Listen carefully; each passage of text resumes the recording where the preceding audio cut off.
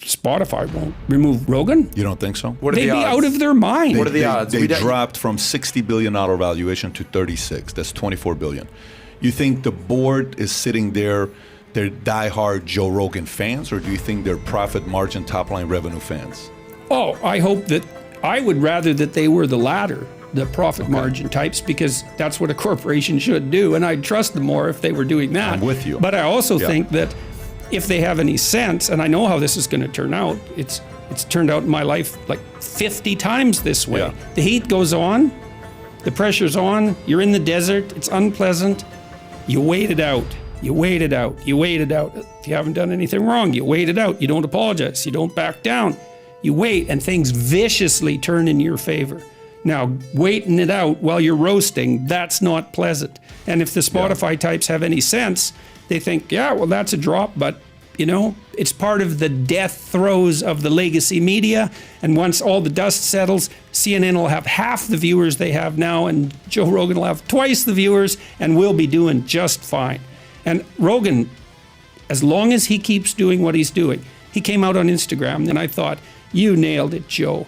He came out and he said, well, everyone knows I'm kind of a lunkhead and I have lots to learn, and I probably haven't managed this like perfectly because I do my own scheduling and I just talk to people I'm interested in. And so possibly I could have presented a more balanced view some of the time, and I'll try to do better in the future. And so all the legacy media said, Joe Rogan apologizes, which is not really the case. And then he talked about how much he liked Neil Young, and none of this was for show, and none of this was He's as sincere as it gets. Absolutely. Yeah. And He told the story when he was at a Neil Young concert. I mean, Security he's genuinely a fan of he was security. doing It was Exactly. great, man. And so as long as Rogan keeps doing that, and he's been doing it for 5 years, and it's not like he hasn't faced pressure before, it's clear to me that I just can't see any scenario short of his assassination that ends up in Rogan not having 20 million viewers an episode in a year. And so as long as he's careful, like he is, I don't think Rogan can be canceled. So even if Spotify dumps him, it's like, who's dumping who here?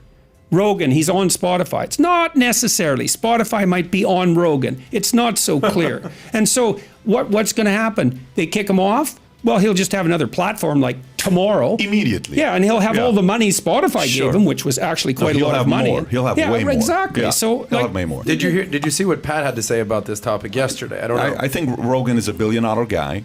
I think Elon needs to sign a 20-year, $50 million a year contract with Rogan and start a company, like a social media company. Choose which route you want to go, direct competitor to YouTube, to Google, to...